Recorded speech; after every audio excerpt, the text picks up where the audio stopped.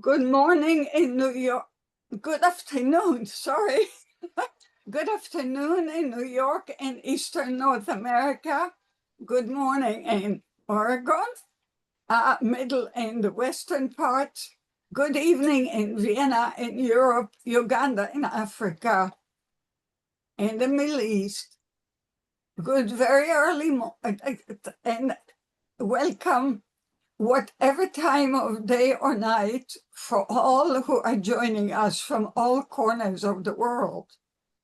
I'm Yael Danieli, founder and executive director of the International Center for Multigenerational Legacies of Trauma, ICMGLT for short. Thank you for joining our webinar on lifelong and intergenerational legacies of torture. This International Center for the Study, Prevention, and Treatment of Multigenerational Legacies of Trauma webinar is held in observance of 26 June, the United Nations International Day in support of victims of torture. Today's panelists, who represent multiple roles of victim survivors, healthcare providers, and activists, will share their multi-dimensional reflections of nearly 50 years of national and international multi-generational experience. Each presenter helped develop torture treatment programs, envision multidisciplinary torture treatment and advocacy that respond to the needs of survivors, both individually and intergenerationally within their families and communities. Your moderator, I am a clinical psychologist, traumatologist, victimologist, and psychohistorian. Having developed the first program to help Nazi Holocaust survivors and their children in the mid-70s, I have devoted much of my career to studying, treating, training, writing about, and preventing lifelong and multi-generational effects of massive trauma worldwide, to ensuring victims' rights, the rights of future generations, and to reparative justice. My version of psychohistory that is relevant to this panel is to conceive of it as we live it now, not as a list of past dates, events, and numbers, but as it shapes our decisions and ways of being today. Today's first speaker is David Kinzie. Dr. David Kinzie has been a professor of psychiatry at Oregon Health Science University in Portland for over 40 years, where in addition to academic roles, he founded the Intercultural Psychiatric Program in 1977, integrating the roles of trauma, culture, and psychiatry in clinical practice. He has authored or co-authored 140 articles on refugee health, post-traumatic stress disorder, and approaches to treating refugee patients. I'm sure he will mention his new book in his presentation. Our second speaker is Dr. Irene Martinez. Irene is an internist, a graduate from Cordoba, Argentina. She practiced primary care for over 30 years in the Cook County health system. She's a human rights activist who has worked as an advocate for torture survivors and in the forensic documentation for torture. She completed clinical ethics fellowship at the University of Chicago. She's co-founder of the Kovler Center for the Treatment of Survivor Torture. and is a survivor herself. Another survivor himself, our third speaker, is John Slapoberski. John was arrested in South Africa for opposing apartheid, tortured, detained, and deported. Establishing himself in England, he became a psychotherapist and founding trustee at the Medical Foundation, now Freedom from Torture. He worked there as a clinician and supervisor for 25 years and at the Traumatic Stress Clinic.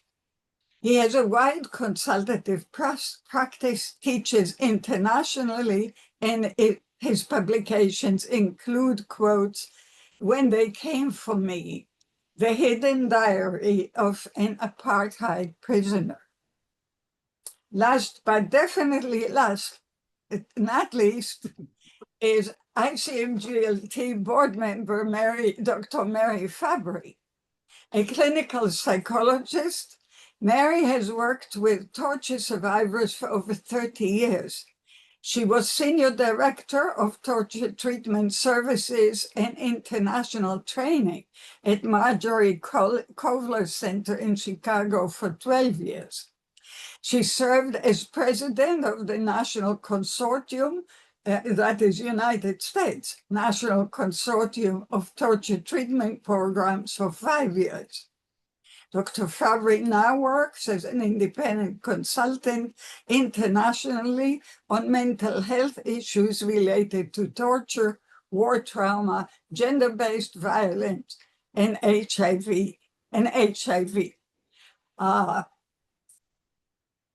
She also helped in forming this webinar as she has with many ICMGLT other webinars. We have an hour and a half for the webinar, though we have been known to have most engaged audience who keeps us longer. Each of our presenters will speak for around 10 minutes. Following the interchange among us, I will open the floor to questions or brief comments from the virtual audience. That is always full of surprises. Please use the Q&A or chat function, and we will do our best to respond to as many questions or brief comments as possible. Feel free to direct your question to a particular panelist or to the panel as a whole. I now have the honor of welcoming a dear colleague, Dr. David Kinzie. Dave, the screen is yours. Can you hear me? Am I okay? You can hear. Yeah. And I'm only on a small little screen. That's the way it's supposed to be. Robbie, am I supposed to be in a bigger screen? Nope, you should be good as is. Okay. I'm going to talk about several things. I'm going to present a couple case histories. I'm going to talk about our clinic, Intercultural Psychiatric Program in Oregon. And then I'm going to share some personal reactions to dealing with tortured and traumatized refugees. My first couple of cases. This is an African woman who came to see me and I was in treatment for several years. And she came in and asked the counselor, who is also an interpreter, to leave. And she spoke fairly good English. They were speaking Swahili before. She stood up and started walking around the room, pacing. I knew about her. Her husband had been killed when rebels came into her village, shot all the men. He died actually beside her. And then she said, "That's not all. That's not all that happened to me. I was gang raped and I feel so dirty." And as she continued to pace around, I stood up, gave her a hug, we sat down, and the pressure went off. And she was I think, felt accepted. I felt very, very close to her. The second man I want to talk about is from Bosnia, about 60 years old, a very respected community leader. He was a prisoner of war for a long time by the Serbs. He had a terrible, terrible job. The Serbs came into a village, shot all the men, and in the deaths of all these men, his job and other prisoner of war people were to take out the bodies of their countrymen. While he was doing that, out came a little girl with her hands up, crying. He picked her up, held her, took her to the guard, and said, "What should we do?" The guard grabbed her, the little girl, and threw her against a tree and killed her. He sat there crying and said, "It's the worst thing I've ever seen." I want to back up to 1977. Saigon fell in 1975. We started getting refugees from Vietnam and then Cambodia during this time. We started our clinic with a model I'd used in Malaysia in general practice, was having local people be the counselor and interpreter. And we trained them in mental health. Most of them didn't have any mental health at all. We started with 3 faculty psychiatrists. I had both Vietnamese and Cambodians. It was very difficult. We diagnosed them with depression and anxiety. Why was that? Because there wasn't a PTSD diagnosis until 1980 with DSM-3. Then everybody had severe PTSD. We did a couple things. We had the case managers and the counselors were group managers. They did some group therapy. They were interpreters with us, and they're always available for the patients. The model continued when we went to Bosnia, Somalia, Ethiopia, Central America, and then more recently, Iran, Iraq, and Afghanistan. When we started, we thought the clinic would last a few years and we could change and do something else. It didn't. There kept being more and more refugees in the country. Now, I did this for over 40 years with the main groups I've talked to you about. I ended up doing mostly Somali and Ethiopians. There is some common themes I'd like to mention. I had a profound sense of sadness, not depression, just sadness about it. And I had also became aware of being more irritable, not with the patients, but about things in life, and particularly about the state of humanity. I became more upset with my American patients. You think you got problems? Let me tell you about problems. I didn't say that, but that was on my mind. I became more religious in a way, not in a normal way, but I became more Buddhist. Did Buddhist meditation, which I found very helpful. We even did Buddhist monasteries in Asia and went to Tibet also. There are other things that happened in this. There was joy about seeing patients getting well. Psychiatrists never talk about joy, but we do it, and doctors do. And there was a happiness in that. There was appreciation from the patients, little gifts, sometimes meals. We shared them all together. And then there was births, and then there was deaths, so some patients I've known for 40 years and went through the whole life cycle with them, including cancer and the normal things. And just that gives you an overview. I just wanted to close with a little segment. I and my counselor saw this terribly depressed woman massive trauma from Bosnia. We did the interview like we usually do. It takes an hour and a half, and made a treatment plan. And then when she left, I looked to my consult, a very intelligent Bosnian woman, and said, "I think I saw a tear come out of your eye." And she said that I saw a tear coming out your cheek. I wasn't aware that I had cried, but it was true. And it reminded me of something that's important. Even cynical, hardened psychiatrists are human, and we all can be touched at times. I think my time's up.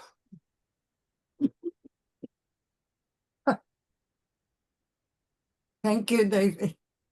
Thank you for your moving presentation.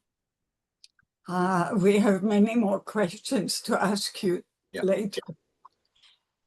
Irene, my dear, the screen is yours. Okay, can you hear me okay? Yes, we hear you perfectly. Well, thank you for inviting me to participate here. And I will share a few things, personal, family, professional, that inspire me to do this work. So starting with, I'm from Argentina. There was a coup d'etat in 76, and I was 23 when I was kidnapped from my parents' house, took it to a clandestine center, and where I shared a room with other women. We were blindfolded for months, and we were interrogated and tortured. And the family didn't know where we were, obviously. And then we were all to a prison that we were incommunicado. Nobody could see us, we couldn't see anybody. And we didn't have anything but our clothes. We couldn't do anything. We spent there like a year. I will tell you more about it, what happened later. But one of the things that we survived there as tribe was thanks to, one helping each other and a lot of creativity, believe it or not. We were able to do things with towels. We taught each other, and we have as much sense of humor as we could in those circumstances. So those were like the driving force in some way in those pretty bad places. Moving forward, I came to United States early 80s, and I came to Chicago to do my residency, and I had been adopted by Amnesty International as prisoner of conscience, thanks to the work that my family in Iowa, I came here before as an exchange student, did in my behalf. So when I came here, I contact Amnesty, and they had me doing different talks in the Midwest, and I contact people. I met lawyers that were doing pro bono work, helping refugees, people that then were going to co-found the Kovler at the same time, people that I became part of the first people that did the forensics examination back home, looking at the bones of people having torture.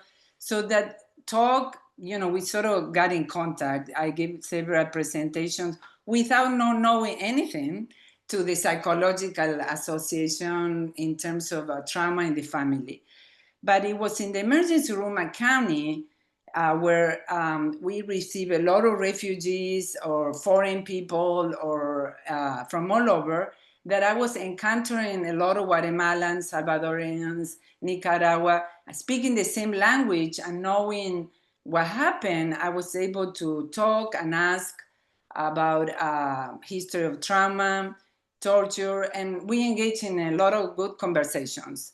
We didn't have Kovler at that time, so I used to run and talk with the psychiatrist. What do I do with this, or how do we refill?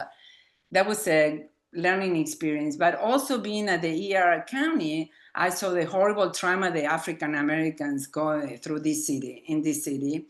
And then it came up the torture victims in the jail in Chicago. So when I was in my division of general medicine as a clinician, and everybody knows, people don't go to the therapist and say, I have post-traumatic stress disorder. They present with horrible headaches, indigestion, rash, kids have deep asthma. So with other colleagues and help with collaboration with Kobler people, we did 3 intensives or more with primary care, teaching about human rights, refugees, health, torture survivor, how to do. But individually, for many years, ran a lecture training 2nd and 3rd year general medicine residents in this, discussing the Human Rights Declaration. I kind of took a look at what was being taught at that time, even in Argentina, that did a lot of work. There were not places that they discussed the Human Rights Declaration, study definition of torture, who was eligible for asylum, because then we do the asylum, the forensic examination. So we developed this lecture, and at one point also physician intervention in torture. And the residents receive it in a different way, Some of them have no idea they like it. A lot of them, they were foreign and they have their own stories. And other people, they say, why should I know about this? How many torture people I will find in my clinic? So there was a lot of responses. I remember seeing the emphasis of the training was the knowledge, but also how you conduct the interview. First, space, trust, safe, listen. They don't want to talk, don't push it. That was the main thing, trust, safety. Sometimes we have problem with using the interpreters. So that's another topic. And then it was in the physical examination, basic stuff. How do you touch the body of somebody that had been tortured, had been raped?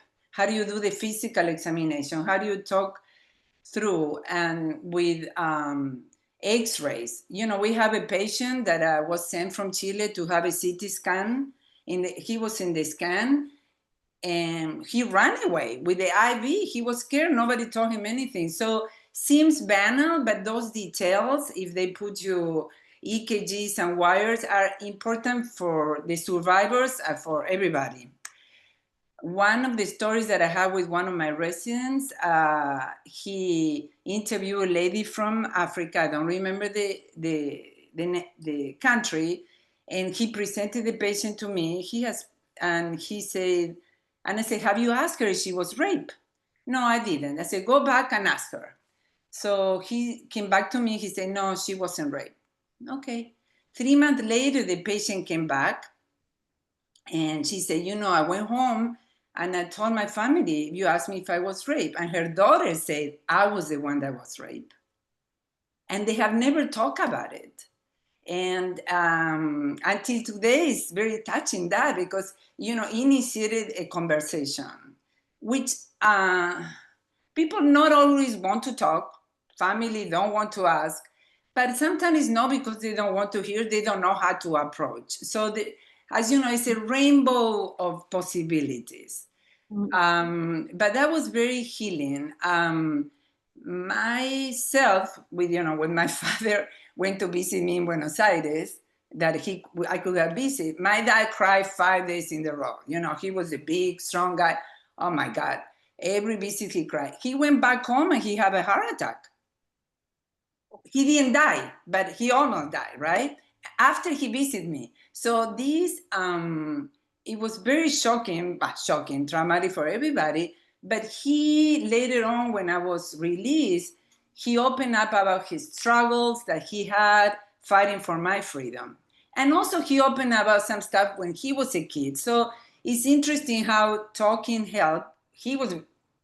Before that, he never talked. My mom talked more than I do, or used to talk, but she was very composed, never came up with any crying, etc. So there is always, I mentioned this because we're talking about intergenerational approaches, and I've seen a lot. My daughter, I didn't know how to tell her. When did I tell her that I was in prison? When she was 5, when she was 3? I have no idea. So I tried to tell her something. I think that she came to terms being in college because the they show films, they discuss it. So it sort of makes sense. Not that she likes to hear about it, but she embraced that. With the African Americans in the emergency room, they also found in jail people tortured in Chicago. So in my lectures, I also include screening in population at risk, could be Black, Brown, Asian, Native American. So that had been very important for me to pass to the house staff. About a few years ago, I don't know if I have a minute, we have a meeting with a lot of prisoners. We got together in Buenos Aires. And some of the kids came, but they could, so it was very interesting, 300 or 400 of us, some with the family, and you could see what happened through the years. One of my cellmates, she could never see her son because a psychologist wrote the husband asked, they were divorced, but the psychologist said that it was bad to visit the mother in prison. So she was super strong, a leader, amazing. She cried at night because she said, I don't know who is my son. So how the medical personnel interfere sometimes, I just want to put there because she suffered tremendously. Eventually, they got together when information came out and he looked for her. They got together, but he had an accident, he died. I can give you a lot of stories about my cellmates, but we don't have the time. But I hope I contributed, bringing this into the medical field, because as we know, people don't go to the hospital because I have post-trauma, but you go with pain, or to the clinics. And the most important thing, I'm glad that David shared about his personal touch. And it's true that if you cannot keep working, you have to take rest. Or I always remember the creativity, the resilience of the group. If you can do it, I'm not giving advice, do artistic activities, not only for us, the professional, but for the survivors, doing something with your hands. The group support helps a lot to some people. Other people, they don't want it. So that's the only thing I can say. There's no black and white. And thank you for the invitation. And I hope I contributed with something. I don't think there's a question about that. I don't know. Thank you so much, dear. I have so many other things to ask you, Elena. Well, John? So, please. can you hear me all right? Yeah, yes. Yes, now we do. So, Yael, thank you very much for inviting me to join you on this platform. We've known each other over decades, and I admire what you do and so much appreciate the space you've created for us here. I'm going to make a brief comment about my two fellow panelists, David and Irene. We met each other today for the second time. We had a meeting earlier this week as a kind of dress rehearsal. But what's extraordinary is hearing you speak as if you and me have been working together for years.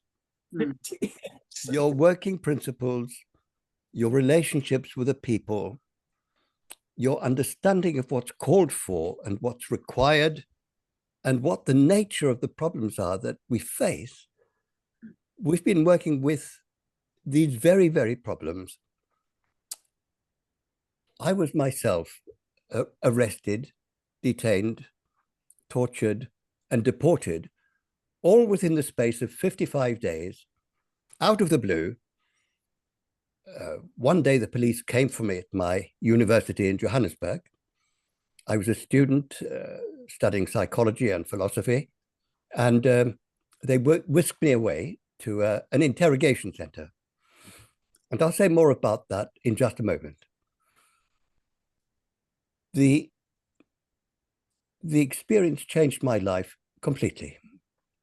And unlike Irene's experience of being amongst fellow prisoners, I was in solitary confinement throughout. And in that period, saw no human beings other than the torturers and the prison warders. They were looking for an underground movement, which at that time was completely hidden and invisible and mostly destroyed. This was the African National Congress and the associated organs of the South African Communist Party that had all played a very active part in the movement against apartheid in the early 1960s. And with the arrest and trial of Nelson Mandela in Rivonia, it was called the Rivonia trial, the internal opposition through hidden organizations was mostly crushed. But I belonged to a Jewish community in Johannesburg that had been quite closely associated with the freedom struggle. And I had grown up in a small neighboring country called Swaziland, where I'd spent my childhood and early student days without apartheid.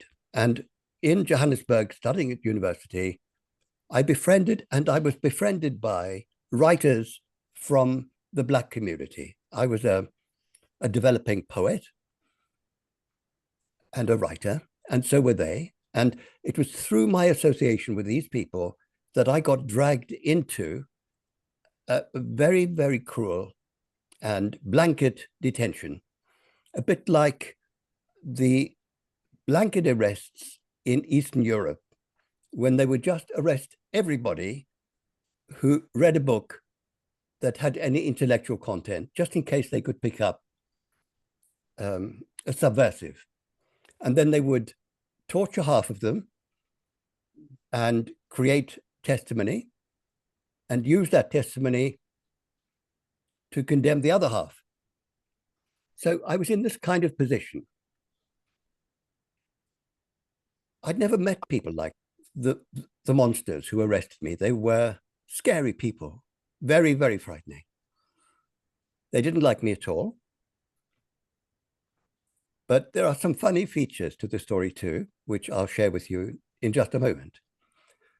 I'll bring the thing fast forward now to life in London. I qualified as a psychotherapist, and I work with groups of people in different kinds of difficulty. And after qualifying and getting a sound and credible training, working in the mental health field, I was befriended by an inspiring woman of the same generation as Yael, with the same wonderful disposition, called Helen Bamber. And I always like to give respect to her name. She's been dead many years now.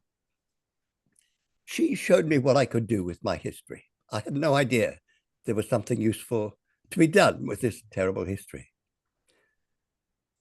She recruited me to work with her at an organization she called the Medical Foundation for Victims of Torture. It's a terrible mouthful. Now it's called Freedom from Torture, which is a much better and more appropriate name. We set up a therapeutic program of rehabilitation and medical services. And I'm going to now just move across to show you what this looks like. And I want to ask Robbie, if you can put the slideshow on the screen, or shall I go to the share? No, we have it. We have it. Excellent. Good. So that's just the opening. Then let's go to the next slide. That's a bit about me.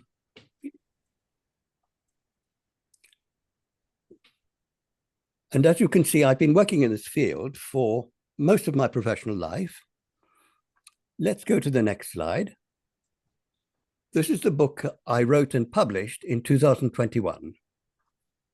And I'm going to take you now into some of the content of this book, not because we've designed something that hasn't already been done, but because it runs in parallel exactly with what we've heard from David and Irene. Let's go to the next slide. So, in the appendix of my book, I give an account of the services we created at the Medical Foundation. And I just want to review these 8 basic principles because they're extracted from the kind of work we've heard Irene and David talk about. Mhm, mhm. Let's go to the next. These principles were developed through years of practice. They shaped our policies and helped to guide our choice of personnel for the delivery of services. And these John, may principles, I interrupt you? May I interrupt you? Because people receive the recording, maybe it's better to go back to the last slide and you can read it out loud so it's recorded by voice, not only. okay, well, if we go through the next slide, you'll see it. Randy, We come can to you it. go back to the previous slide? Okay. Thank you. So All the right. principles. Yeah. All right. So we begin with our work as clinicians is governed by our human rights commitment and nothing else. So we are always engaged in a human rights struggle. Mhm. We've devised what we call the principle of positive intervention. Whatever it is that's happened to people, and we meet people who've lost everything. They are maybe sole survivors. Their communities have been wiped out. They've lost their integrity. They feel they've betrayed people by surviving. They may have lost their health. They may have lost body parts. But there is always something to be done to move things forward. The third is the organizational commitment that for clinicians and therapists, exposure on a regular and close-up daily basis is very burdensome. And people who are survivors need a relationship with a community of therapists, not just a treatment procedure. Then we come to survival, the idea that you can start with people and equip them to see, as you've just heard from Irene talking about herself and her father and the close bonds amongst them, that survival itself is a creative act. And it can be extended to the families who are part of the torturer's target. Survival can be construed as a creative act and become a process of bearing witness to those who have not survived. Torture itself is a perverted form of intimacy. The body of the person tortured is the site through which the torturer seeks to gain access to the mind. It's a directed form of cruel engagement. Moving on to torture as a secular inquisition, this is not just a matter of individual prejudice. Torture is developed as a resource for purposes of control and subjection. And we come to principle number 8, which is derived from my own reading of Alfred Koestler's extraordinary account of his time as a prisoner of Franco's fascists during the Spanish Civil War. He was in a detention center where they were taking people out to shoot them every day, and they were all waiting to be killed. Now, he survived, and he went on to describe how in that period they lived as men without shadows. Mhm. And this is one metaphor to grasp the nature of the survivor's sense of being reduced in time and place to nothing. And we see it as our purpose to equip people to find their own voice and reclaim the space and time that the Inquisition was intended to destroy. Now, I go on to, let's move to the next slide and the next. Okay, so there are the first 4 principles set out in some textual detail. And I'm sure that people who are on the website now will be able Right. to get the text by Absolutely. approaching the organization. We don't have time to go through the text Yes, itself. But let's look at the next slide. So we're looking at number 5. Disaster imposes a sense of isolation on each survivor. And reduction of this isolation must be part of a central part of recovery. I'm looking at the bottom one now, number 8. The majority of those tortured do not survive. Those we can see as the walking wounded. We heard of Irene's extraordinary survival through 3 years in detention. Irene is a walking miracle, and there may be people now who don't know what the colonels did to Argentina during that extended period of dictatorship. Between 30 and 50,000 young people were disappeared. Irene was amongst them, and you're here to tell the story. And we need to give special respect to what it is you share with us now. I quote from one of the great survivors, the Russian poet Anna Akhmatova, who lived through the Stalinist purges. She lost her husband and her son to these terrible events. And she wrote a poem in which she concludes, "If you listen to me, you will hear thunder." Now, I'm just going to move to the next slide. And this is a quotation from my own book. And I'll just show you the book again. So you've got it in 2 places. You've got it on the screen, and I'm holding it up now. Mm-hmm.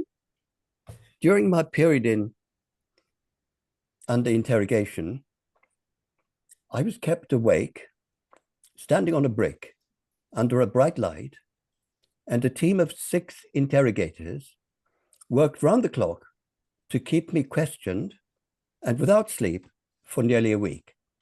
They were convinced that I was part of an underground intrigue, which was simply not the case. But I knew the kind of people these people were, and my immediate reaction to them when they started inquiring of me was, "Leave me alone. You have no right to do this to me. I want to see a lawyer." And they laughed at me scornfully and mockingly, and they took my aggressive reaction as a definite indication that I was an underground operative. So they became even more cruel towards me. They put me on this brick. They put a light above my head. They fed me. They needed me to stay strong whilst they interrogated me. But they didn't allow me to sleep, and they didn't allow me to rest for a moment. And this went on from the Friday afternoon of my arrest until the Wednesday evening when it came to an end, 6 days later, nearly a week. 2 people would interrogate me for 4 hours. They would be replaced by another 2, and then another 2. And then the original 2 would come back again. And so it went round the clock. When that process was completed, and they were writing notes about my replies to their questions all the time, they then took me and put me in a place we knew, and I only then knew that I was unlikely to survive, when they took me to the front door of what we called the hanging jail. This was a great prison built just outside Pretoria.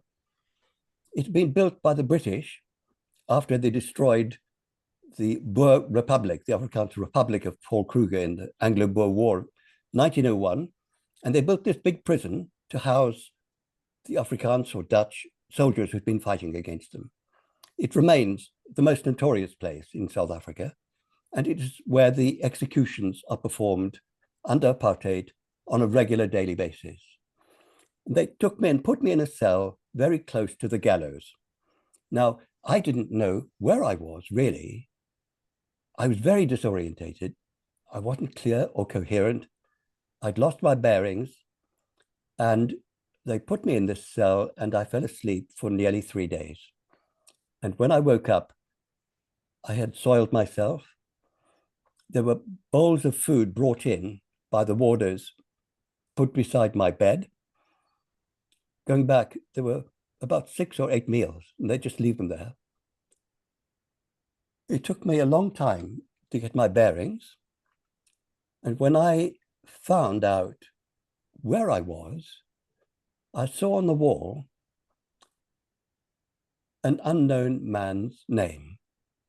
It was scratched onto the wall with what must have been a spoon or some eating utensil, because we were allowed nothing else. And it said, Knox Masi, for murder I was sentenced. I can hear the African accent of how he must have been speaking.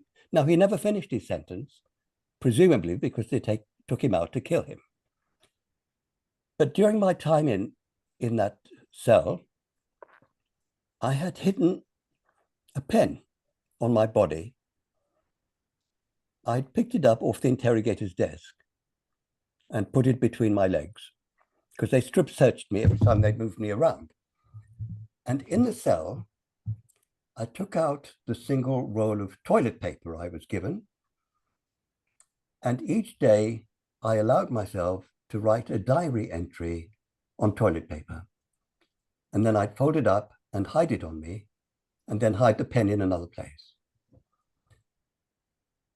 And at one point, as the sun was setting on a winter's evening in the Southern Hemisphere, very similar to the climate in Argentina, the days are short and the sunlight begins to go, and you can see the shafts of light.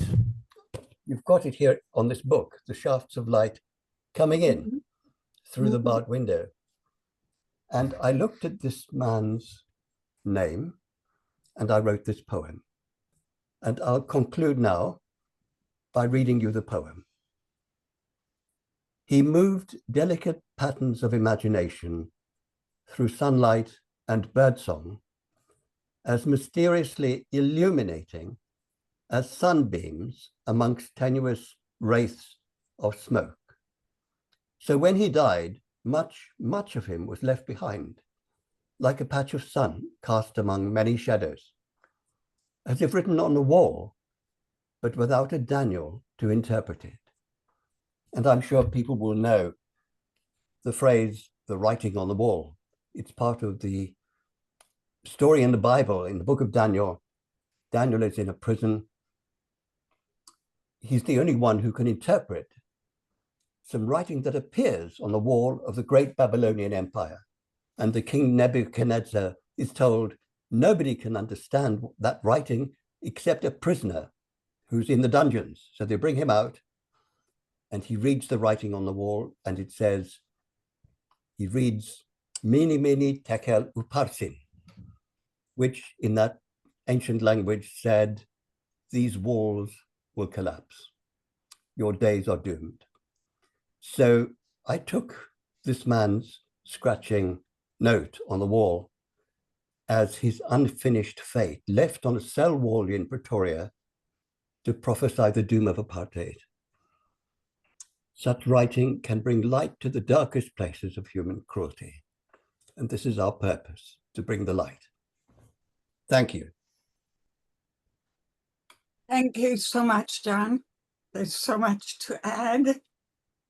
And I always feel guilty that the audience is not present with us at our rehearsals, because we know more about you than you share here. So Well, it can come out now. I tell some more, but I think it's Mary's time. My dear, go ahead. The screen is yours, and your background is so comforting. Thank you for it. Thank you. You know, I'm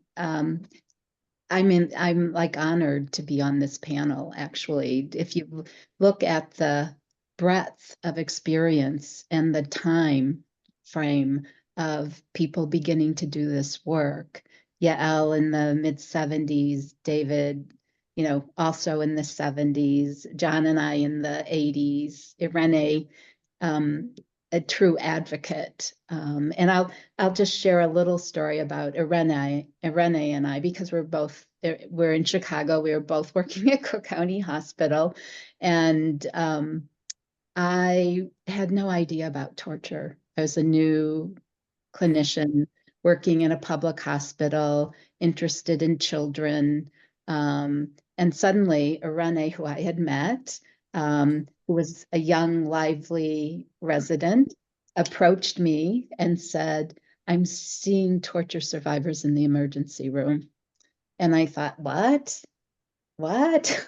What do you mean, Irene? And she said, well, I'm a Spanish speaker. There's people coming from El Salvador, from Guatemala, from Nicaragua, she said, and there's conflicts there. And I think they've been tortured. And I said, are they telling you that? She said, no. And I said, then what makes you think that?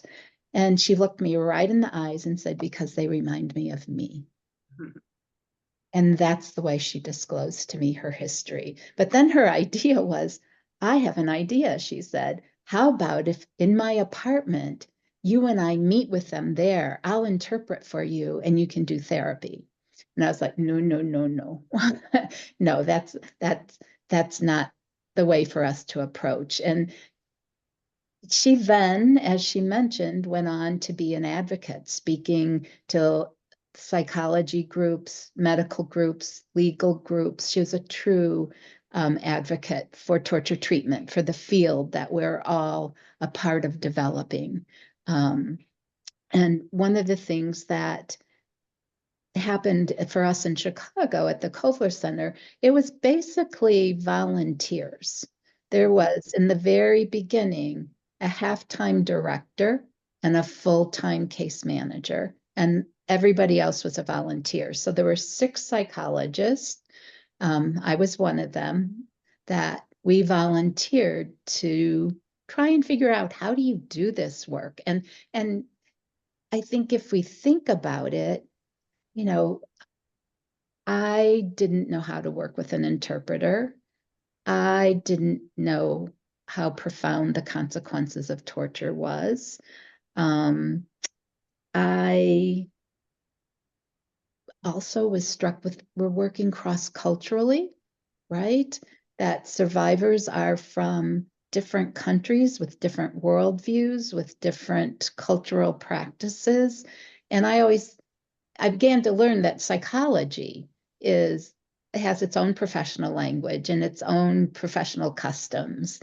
And somehow they didn't seem to be matching up with the work we were doing. And so the psychologist, we would meet once a month, and we realized, and people may be working differently, but for us, and me in particular, working with an interpreter, doing consecutive interpretation, sitting behind the survivor. The survivor didn't like someone sitting behind them talking.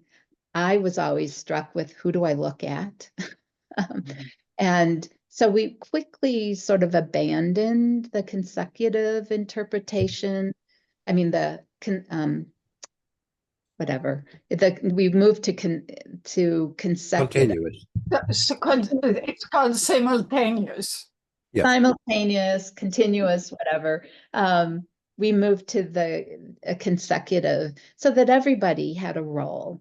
And I know some clinics and programs are able to have case managers be the interpreters.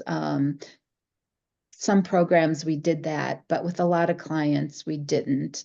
But you're learning to create a partnership. And I think one thing I know I always admired David for in his early writings was how important it is to demonstrate compassion. And I think, David, when you told the story about hugging the woman who disclosed to you her, rape experience, that's exactly what I also learned was being a human being. In our training, we're told, be a blank slate, right? Well, you can't be a blank slate when you're hearing these horrific stories. We are human beings and we need to relate. We need to relate the context of their experience to our emotional reaction as well. Torture is wrong, right? It's not something to be blank about. And tears do happen, right? I've had encounters with survivors where they walk in the room. And this, you talked about the Bosnian, David, with the tears. I had an experience where a Bosnian woman walked in the room. I was standing there, the interpreter was there, and we all just started crying.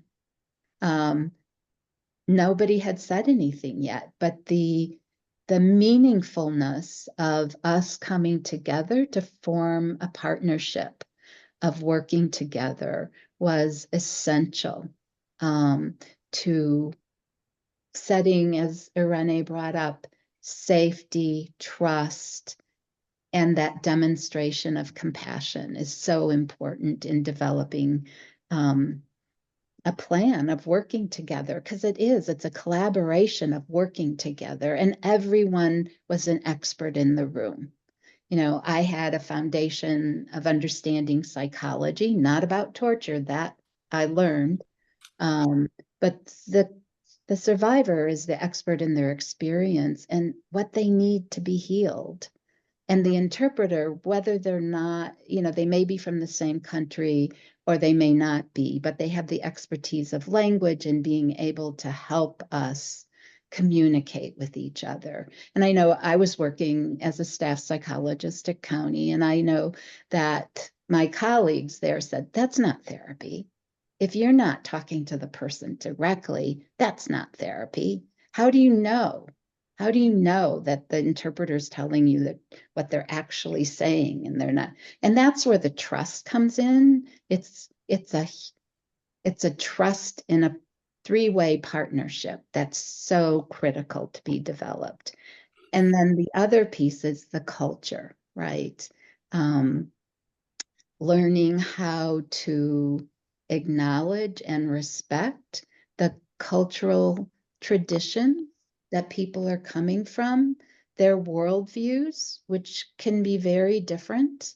I know also early on, and for us in the 80s, was a lot of Central Americans. And I remember sitting with a client, a young woman who had crossed the border 3 times. The third was the charm, where she wasn't caught and sent back. That she had traveled from Guatemala up to the border and tried 3 times to cross. And she was referred to us by the host group that was taking care of her.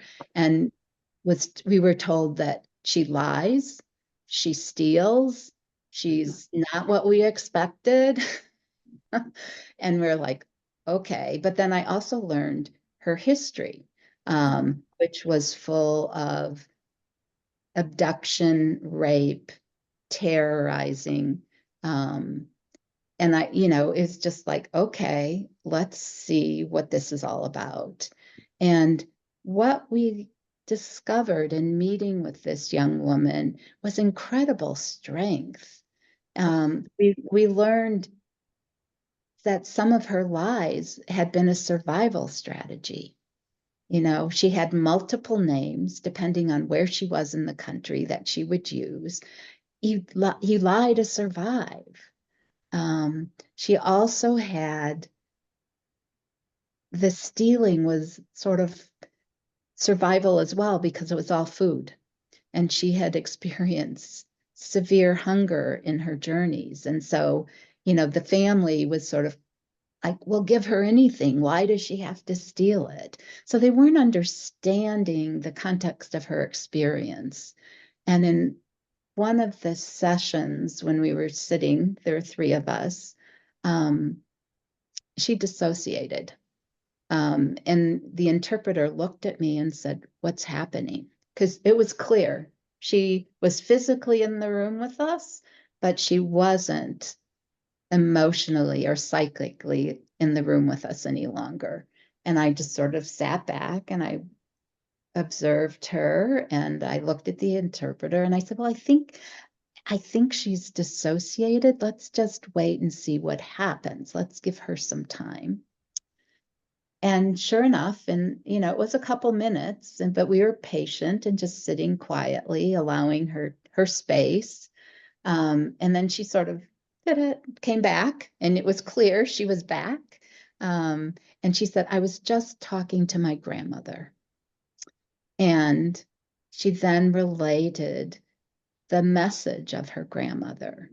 And she came from a culture where your ancestors, even if they've passed on, they're accessible to you. They're there as advisors. And what her grandmother told her, I don't remember anymore. I wish I did. But it was amazing. It was like, oh, this is a perfect solution to what we've been talking about. So from that session on, we always had an empty chair that her grandmother was invited to join us. Wonderful. And we really welcomed grandmother. And, it was also this, how can we as trained clinicians do this cross-cultural work of we're inviting survivors into this place where we're asking them to talk about their horrific experiences, sometimes to support their asylum claims. But it's, as Irene said, we don't want to talk about it. A lot of people don't want to talk about it, yet our systems demand that people talk about it. So how do we create this space where it becomes safe for them to talk about it? And I'll tell one more story about that, where again, it was someone who was referred to me by a lawyer because they had been unable to get a thorough account of her events. They had some bullet points, but no sort of meat on the bones, right? So they asked if we could do that. And in the process of meeting with her, she came late the first time, she had to leave early the next time. And I just at some point reflected that she was acknowledging by coming that it was something she should do. Her lawyer had sent her, but it seemed like she wasn't settling into what we needed to do. And I asked her if she was back home, what would she do? And she said, well, I wouldn't be meeting a psychologist. We don't have psychologists. She was from a rural village. And I said, well, who would you meet with? And she said, a Mayan priest. And I said, and what would you do with the Mayan priest? She said, well, we would pray together. And so we said, okay, is that something that would be helpful here? She says, yes, but we need certain things. And so at that point, she assigned me, the interpreter, and herself to bring certain items that we would create an altar.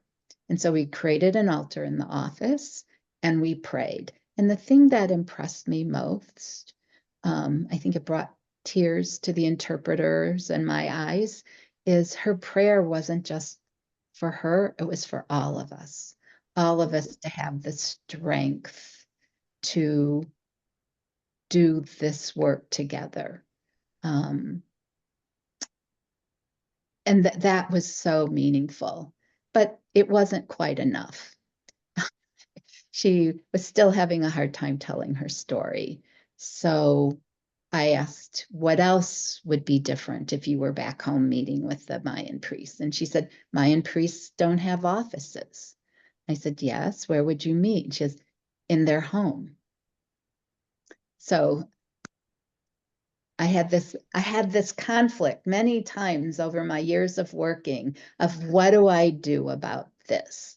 And being the typical middle-class American, no one's home at my house during the day, where both the interpreter and the survivor came from multi-generational households, right? They're just always someone home.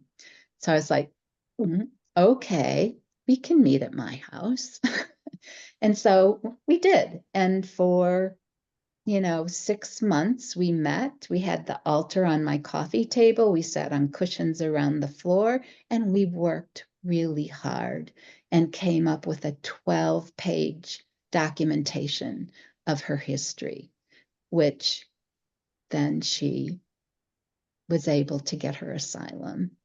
And after she received her asylum, I asked her, I said, some people, after they get their asylum, they're ready to move on. And I asked her if she wanted to continue meeting or if she felt finished. And she said, oh, no, I'm not finished. I want to keep meeting. And I said, okay, so let's get the interpreter and let's figure out when to meet. And she said, it's okay. We don't have to figure this out so much. She goes, I'm willing to come to your office now. And I was sort of surprised. She just looked at me and said, your home is in my heart now. I can come to your office. So, I think that demonstration of what is the framework we need to work with people from different cultures, different experiences, different worldviews. A lot of talk is about boundaries. And in our training program, I always emphasize to students, boundaries are internal. They should be with you wherever you go. That if you need, boundaries are broken in our offices. So it's sort of, how do we create a framework that meets the needs of the individuals that we're meeting with and collaborating with on this path of healing? And I think all of us have tried to demonstrate that today. And that's really, I think, the roots of all our early work is, how do we do this? And how do we create a framework that does allow safety, trust, and compassion to be created? So thank you. And actually, very little more than torture challenges us to do that, because of what John mentioned, that it's an intimate relationship. Torture is an intimate relationship between the torturer and the tortured. And as psychotherapists, we say, we will have an intimate relationship with you to heal. So the challenge is right there. Even more so than in creating trust and safety. Just think about it. I was thinking about it when John mentioned that. It's a very important principle, actually. We often forget that it's within a relationship with another human being. It's human beings doing it to human beings. And here we are saying, I'm a human being. I want to help. I'm here to help you, another human being. It's been lovely hearing you speak. I think we can write a whole book just on that. Just on that, on this moment of thinking. And I was, if I might abuse my my moderator role, and go back to another point in John's principle. Not John, it's really the freedom from torture, right? It's not only personally you. Number 4, when you speak about survival being a creative act, when we were building and this is simply, you're flooding me with memories in your presentations, all of you. And when we were learning from Holocaust survivors how to help, because of course we never learned any of it in school. So they were really the expert, and to this day, they're the teachers. But you were talking about your principle number 4 was survivors as a creative act. And I'm thinking of survivor guilt. And many survivors insisting, particularly because so many others were murdered, that it was luck that led to their survival. To be very careful about saying those who survived are creative. I mean, one has to be so sensitive about the implication of what one says, right? It's like, what do you imply? That the 6 million who were murdered did not have a creative act? You don't want to do that. So with every word, I mean, Irene, it came up in our rehearsal that every word we used has so many more meanings than we have them when we say it. And also, Mary, about seeing survivors in places that are not office.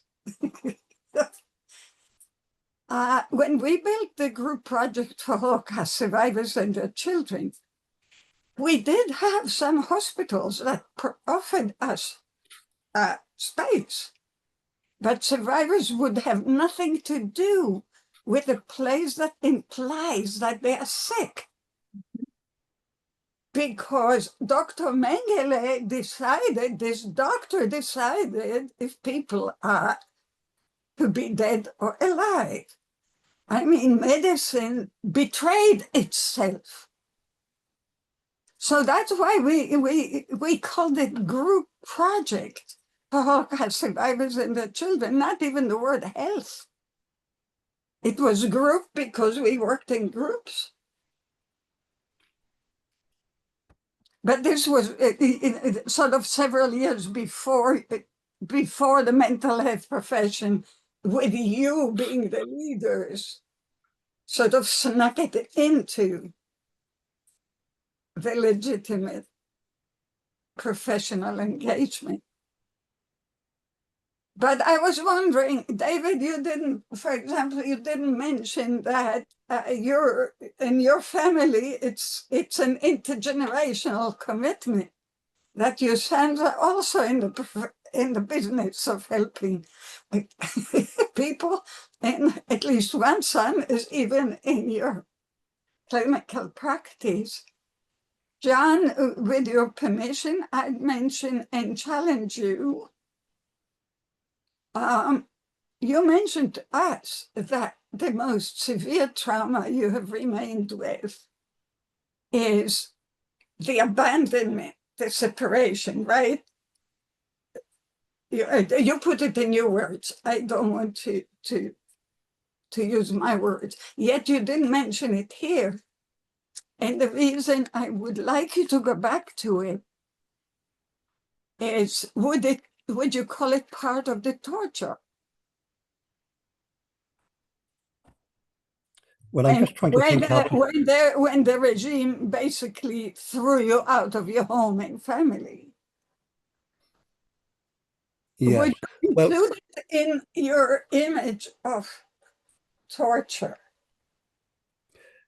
I'm going to answer your question by introducing another field of reference. Amongst the most distressed populations I've ever had to deal with are the Afghanis coming out of the Taliban takeover. It's happened twice now. So there was a Taliban takeover in the late 1990s, and we had a wave of refugees coming into the UK. And then the Taliban came back again when America withdrew more recently. There's a man I was seeing who came from a small rural community of an ethnic group called Hazaris. And I always look out for population groups who have suffered exceptional forms of cruelty, because I come from one such group, as do you, Yael. And I have such an unusual name. The name is only unusual because most of the people who carried this name were wiped out in a matter of weeks in 1941 by the Ansatzgruppen in Lithuania. My grandparents were amongst a relative handful who emigrated from Lithuania before World War I and settled in South Africa, where my parents were born, as indeed was I.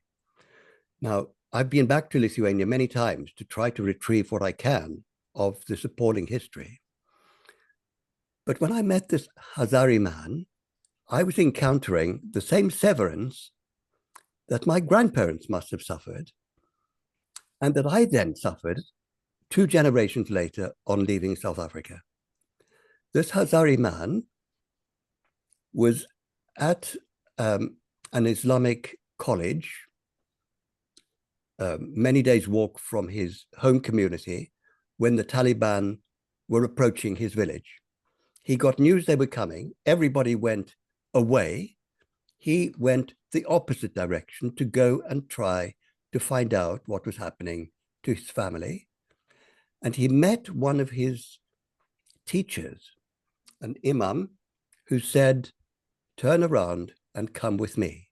There is nobody left." And this man described to him what had happened. The village had been burnt down. The people had been put into a mass grave and buried alive. There was nobody left. Now, when he came to see us at Freedom from Torture, he was lost for words. He couldn't speak about anything related to his history. He behaved as if he had no history. He was just a man alone. And when eventually, after 6 months of very closely supportive work with an Afghani interpreter, the 3 of us came across some words in a song that was his. And the song was about how when our loved ones perish, the mountains lose their peaks and the valleys lose their rivers. And I incorporated this phrase about the earth being flattened by loss in an account of what it means when whole communities are wiped out and wiped off the face of the earth. Now, I carry this kind of legacy myself. I'm very close to my family and my extended family, but there are many amongst us who simply don't want to talk about the past. Leave it alone, they say. Get on with your life. Now, of course, we all want to get on with our lives, but the world is populated by individuals and communities that have undergone such extraordinary forms of brutalization. And of course, this is incorporated in our histories. So in my particular case, I didn't choose to leave South Africa. I was in solitary confinement. They were tormenting me by putting razor blades in the bathroom every time they took me for a shower. Now, under those prison conditions, there was supposed to be nothing there with which a prisoner could harm themselves. But they were tormenting me, tempting me, and trying to encourage me to kill myself. And I was getting more and more distraught. I was eventually allowed access to my parents. And in due course, the Israeli government made application for my release.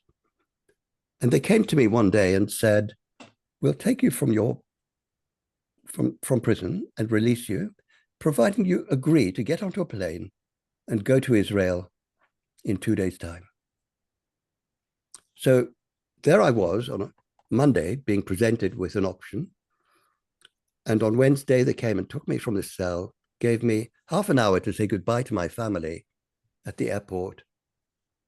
And I was gone. And it was 25 years before I could go back.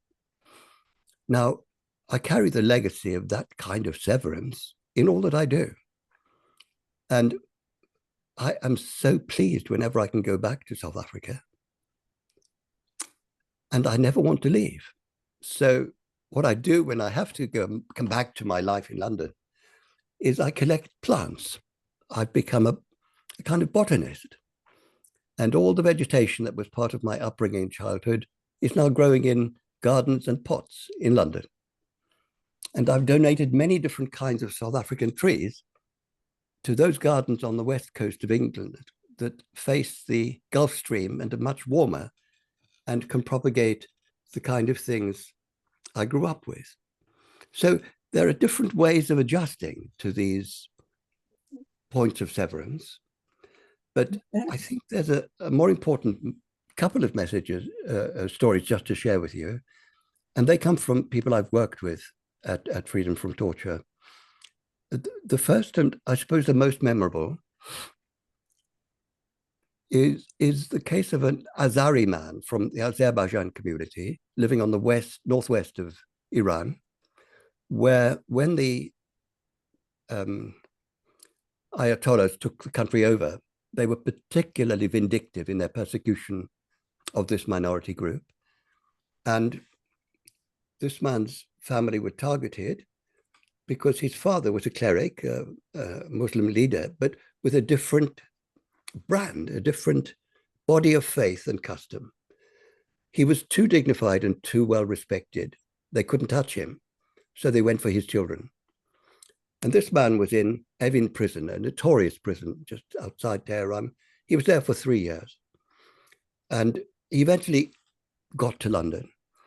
And I spent a year with him and an interpreter as we were learning to do the work together. And then he joined one of my therapy groups. But in the last meeting with him, before he joined the group, by then he could speak enough English to speak to me himself. And he said, to thank me, yours is the hand of humanity that reaches out to save me from drowning in my sorrow. Thank you. Thank And you. these words live with me all the time. Go ahead, John. I'm sorry. I thought you were saying thank you to conclude, and I was about to ask the other panelists if you have questions of each other and comments. Yeah, well, I'm sure we do. But I'm going to take the liberty Exactly. of telling you another brief story. A Spanish-speaking man from Chile, also going back many years, who was here after the Allende coup. And he had been taken into one of those big football stadiums, locked up, and disappeared for a year. And whilst he was in prison, he was tortured, tormented. Many of the people he was arrested amongst were killed, but remarkably, and just by chance, he was alive.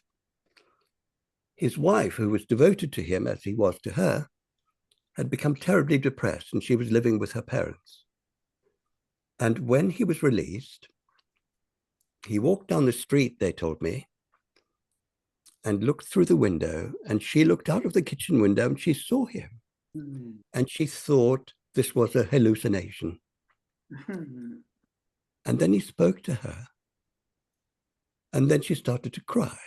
And then he rushed round to come in through the door. And then her parents came to see what all the noise was about, and they started to cry.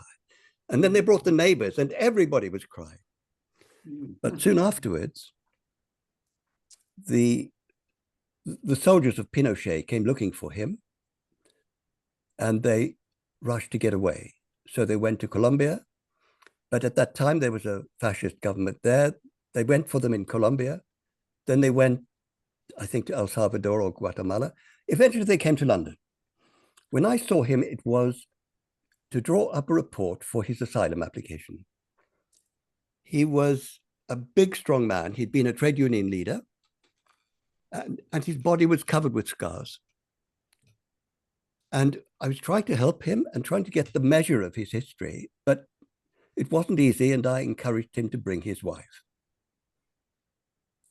So then I started interviewing them together, and it became quite clear that she was grossly overweight and he was drinking heavily.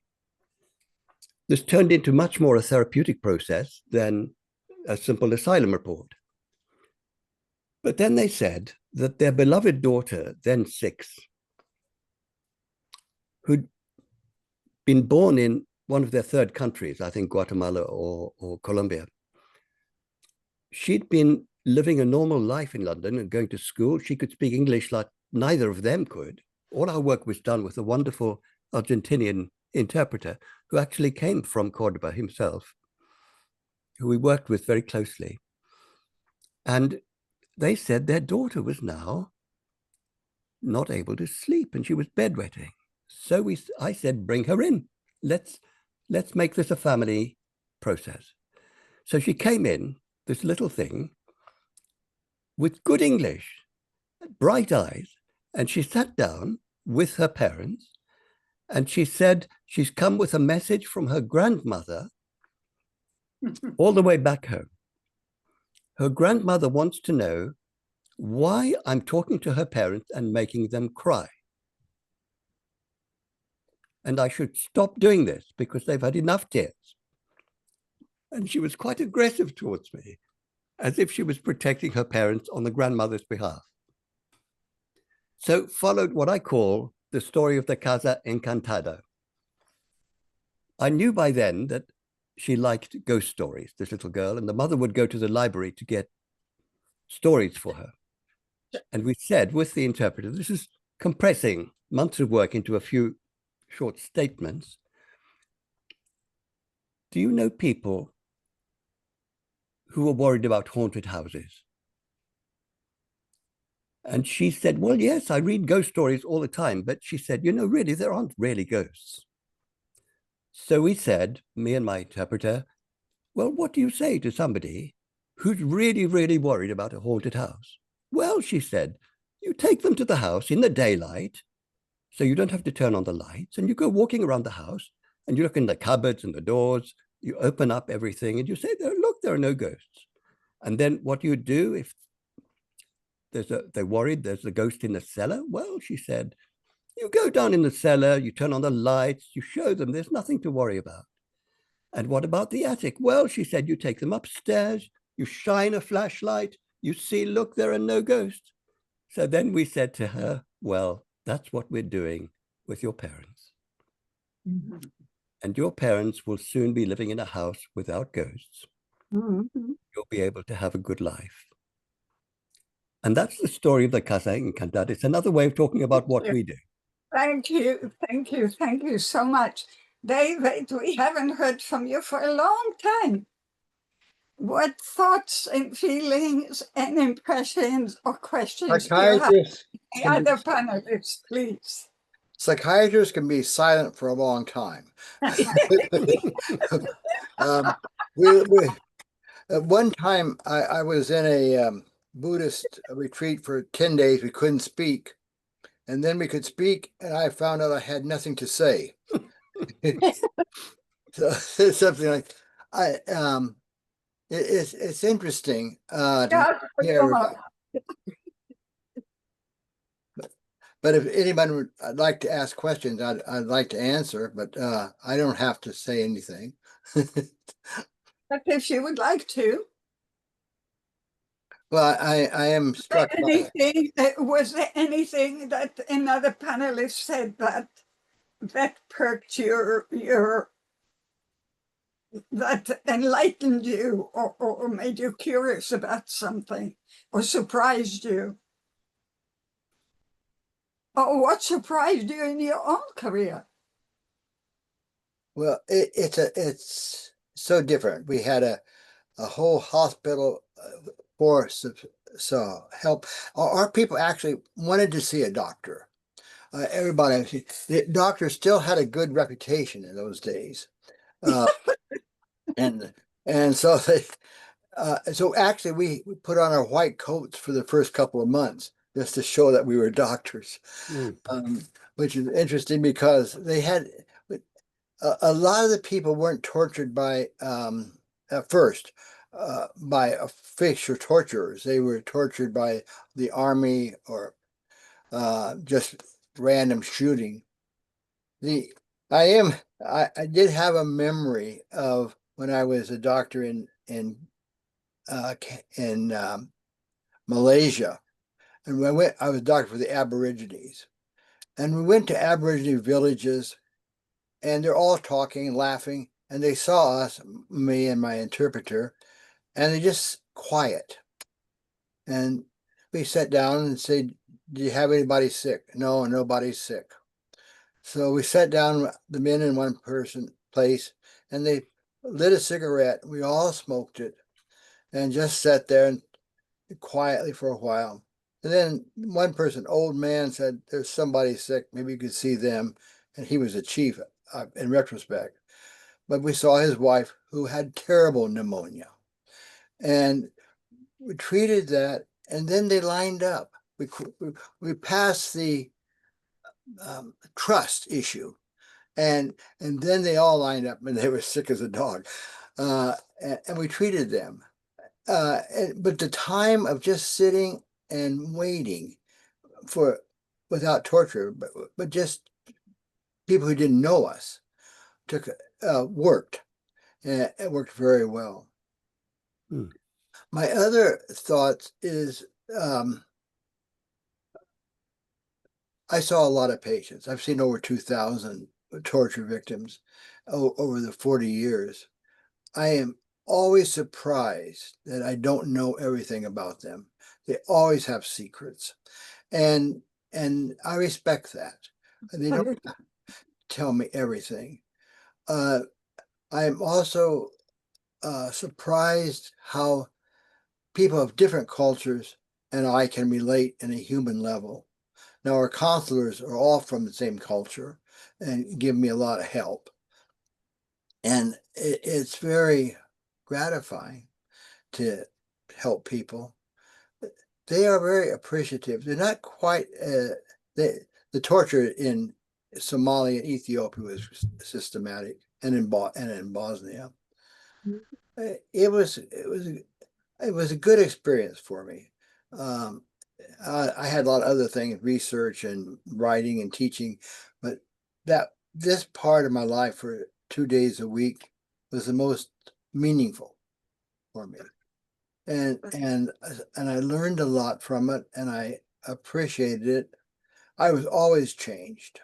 As I mentioned, there's just something that happens to you when you hear these stories and are touched. Nothing is quite right after that. Always irritable, a sense of what I would have done if I were in their shoes, and kind of a foreboding of death, perhaps. If they could die, I could die, kind of experience. It's interesting to me, and it's once I said I'm luckiest man in the world and the most unlucky. I can hear some of the most human issues anyone can imagine, and the worst part is I can hear most miserable things that happen to anybody. Well, if there's more questions, I'll answer it, but I'm used to being silent.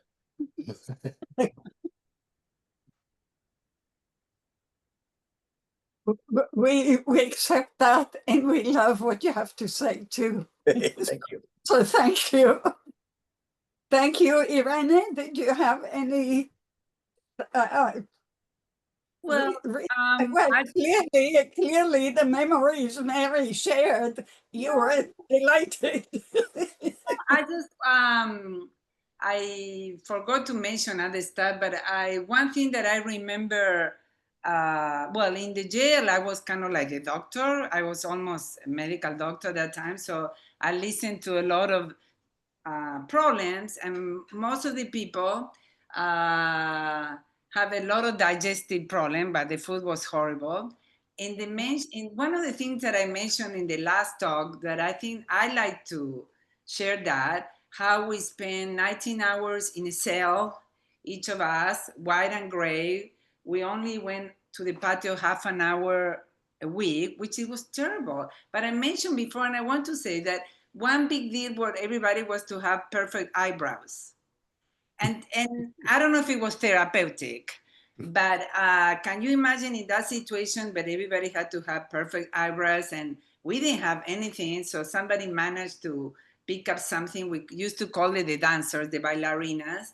And the other big issue, I want to share this because I think it's important as a treatment, was to get hemorrhoid cream to use as lipstick. And I go, for God's sake, for half an hour dinner with a watery soup, we had Friday night that was created to do that. So again, I'm not romanticizing, but in extreme circumstances, the community and the creativity and, you know, keep behaving as much as you can as a human being. It's even they put you to sleep, to eat with your hands, is very important for survival and for thrive. I was, when I was released, I just wanted to mention this. I used to have a lot of headache. One of the interrogators was calling all the time to scare me. We were on parole. And they say, go to see a psychologist. And I go, no, how do I know that the psychologist is not a spy? Going to see a doctor, no, I was convinced everybody was a spy, or that they would report how I was feeling, until I saw my primary care doctor, that I think that I mentioned that he had no better idea to do an electroencephalogram. So I have wires over my head, and I go, my God, the guy doesn't know what painful for me is that. So I learned with those experience, but and it was the other thing was, I don't know if I would say, John, I was a pain in the neck for my family, and I was always complaining how much they ate. I was I was so eat, and how can you eat such a, in Argentina with meat, right? How can you have that? You know, 5 people can eat about that. I use a little bit of humor, but it was that for the family to be at my side and going back and forth, it was difficult. But eventually, I was reading some research that I did many years ago, asking a lot of women's prisoners. It eventually, after a while, and when the democracy came, things got much more relaxed. But people started to go to trials, and they get totally traumatized giving witness. So they created a support group later on. They said, we didn't know what we were doing. We didn't know what we were asking. So a lot of their psychologists became companion to go to people to, but again, people have no idea. Those things were developed later on. And so I wanted to say, thank you for all the lawyers that are always doing the work, the psychologists, social worker, the cookers, everybody, because it's a work in progress for everybody. So I don't know what else to say. Thank you for everybody. And I personally love dancing, and that keep me going. I write to take pictures, but group activity, if it's possible, if people like it. Some people don't like it. You have to respect the space. Just no black and white. I don't want to, unless there's a question, I think I don't have anything else to say. Just thank you. Mary, can we just pick up 2 or 3 things from 2 or 3 comments from the audience before you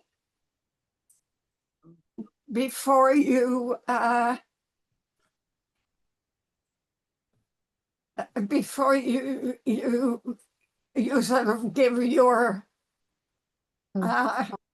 I think it's really interesting. Alexis wrote, she works with Indigenous people, and she mentioned that they always have a chair for the ancestors, an empty chair for the ancestors. And of course, John knows Jewish people. On Passover, we always have an empty chair for the prophet Elijah.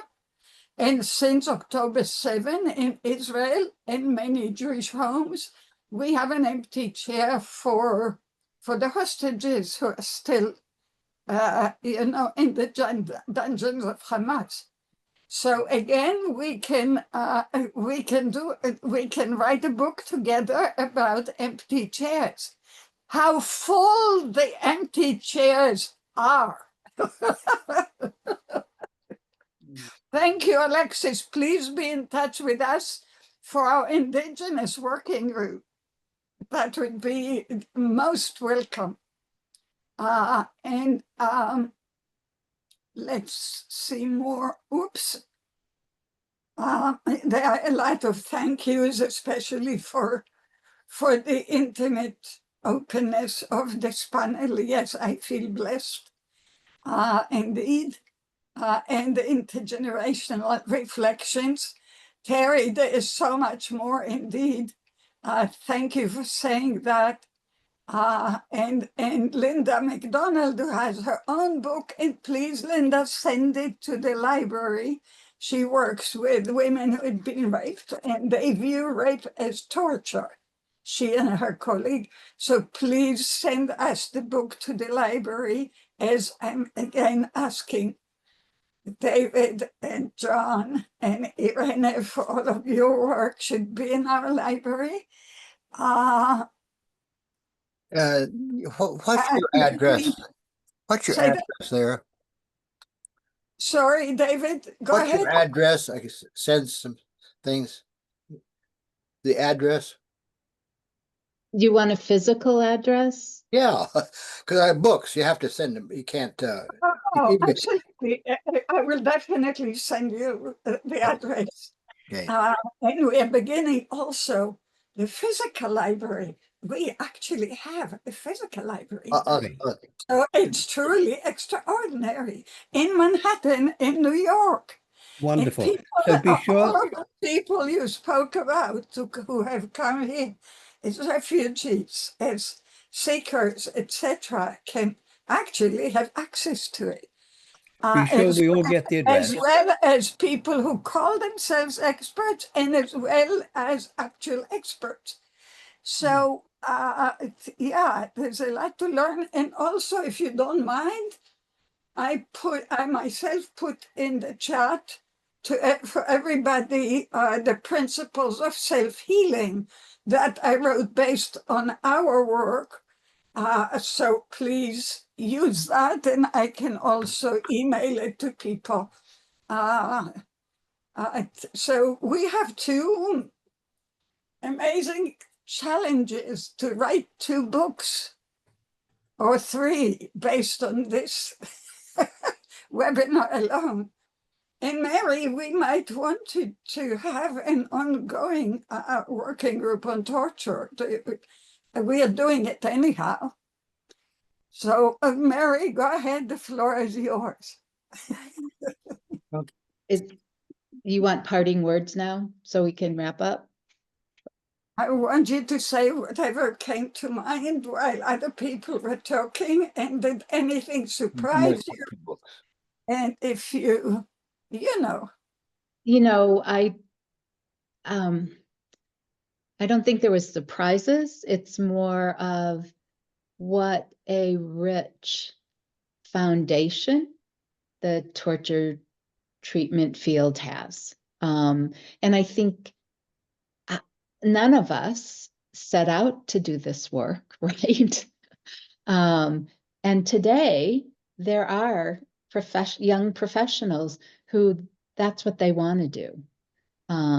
That they want to work in this field. And I remember, I think we all came to it when it was we called it the movement, the torture treatment movement. And I remember at some point in time, I was at a meeting and referring to the torture treatment movement, and someone came up to me and said, don't you think it's a field now?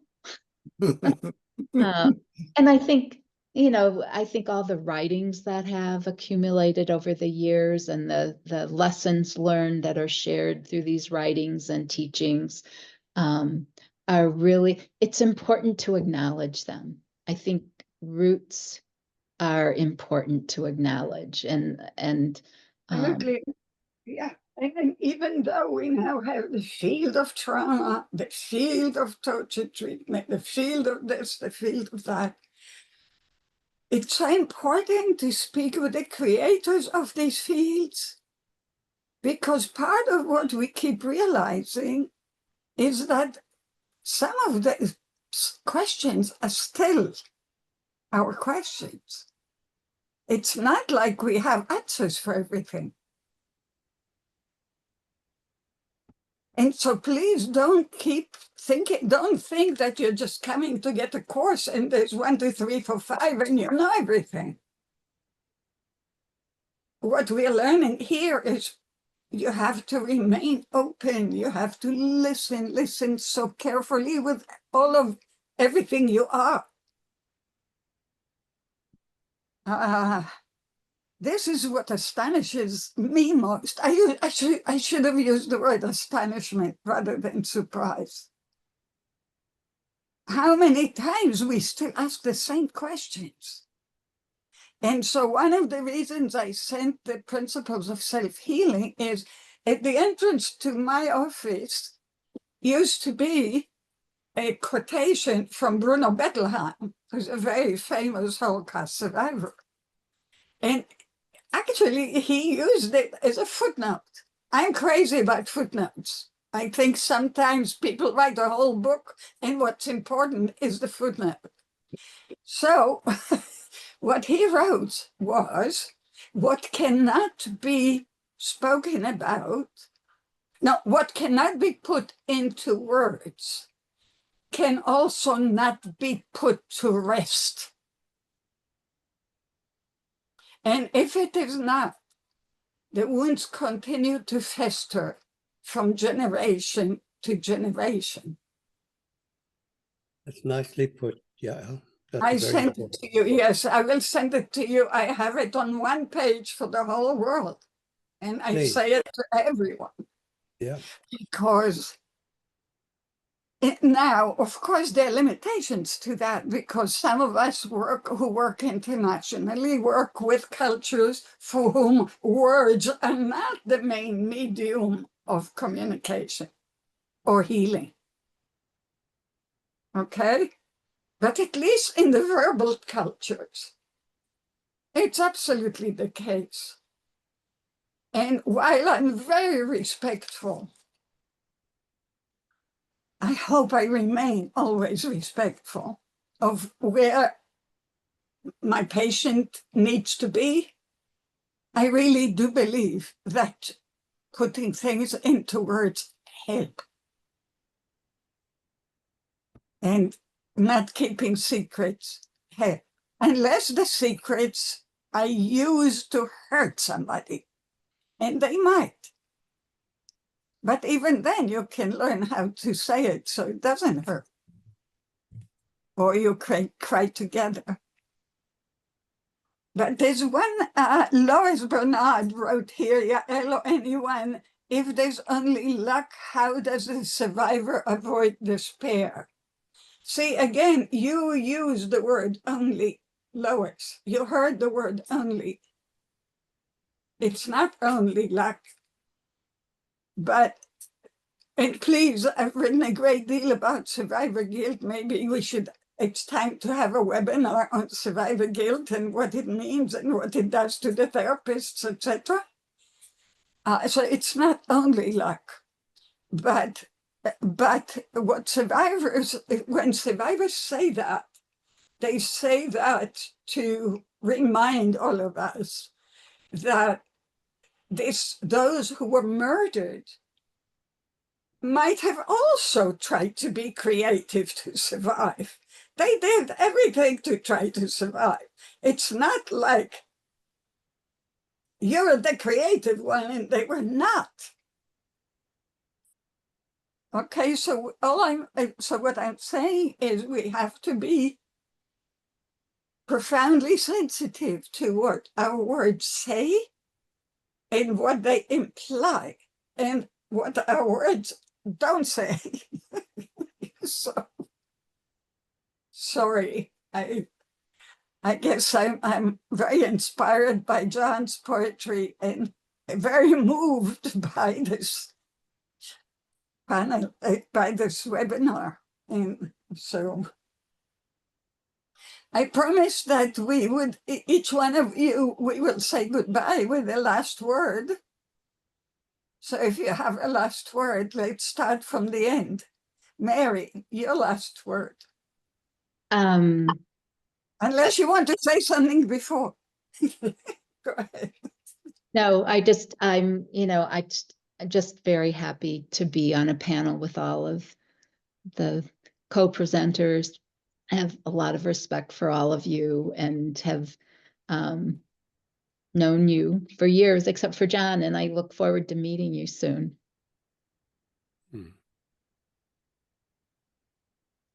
I think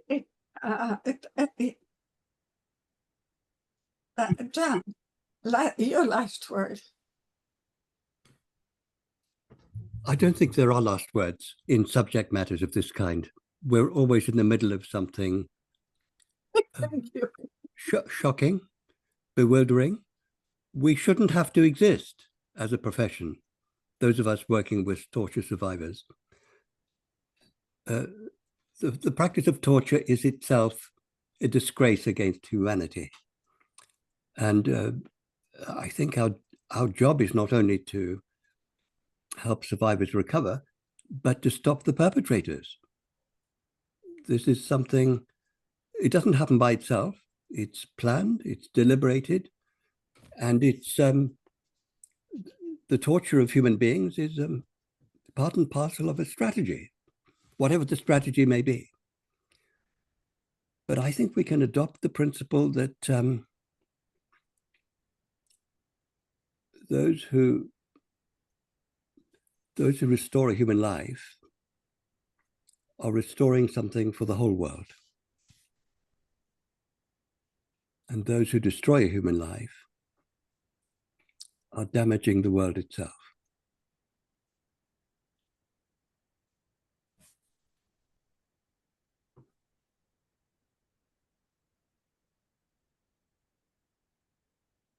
Thank you. I just answered the question somebody, Lois asked about whether we know about the New York City Bellevue program. Of course we do.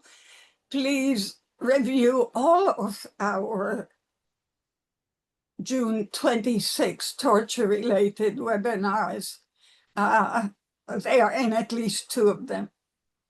Thank you. But today was for the elders, is for the elders. And they were not elders. They came in the next generation.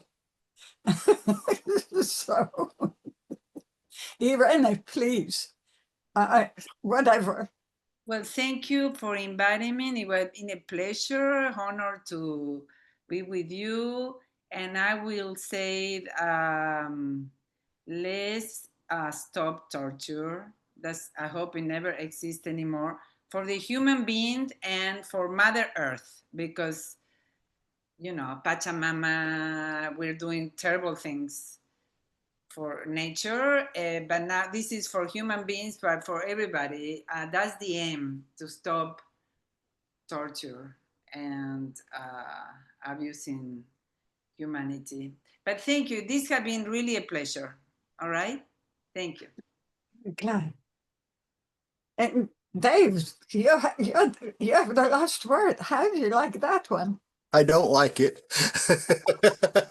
But anyways, I still am very concerned about the effect on treaters of torture. It does take a lot out of me. I know I've been encouraged. Why don't you just speak out more? I can't. I have, it's really hard to be a therapist, a doctor, and an advocate at the same time. And I think we need to respect ourselves a little bit, that we know torture should stop. We know war should stop, and we know it's not going to. And there's a kind of a pessimism about our work, and maybe helping the people, some of the time is the best we can do. I have a more limited idea of what I can do. We helped a lot, but there's a lot to be done. But I do appreciate everybody on the panel a lot, and I've learned a lot. So thank you all. Right. Thank you. And all of us have learned from you. So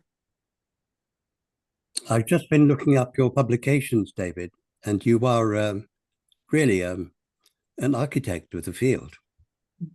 Yes, he is. Someone actually looked at my publications. I look forward to reading them. He has a chapter in my 1998 book Yeah. about the children of Cambodian refugees, Yeah, I forgot about that. which was, it's still an eye-opener. It's still an eye-opener. So, thank you so much. Yeah, Ellen, Mary, thank you for organizing us, bringing us together. Thank you so much.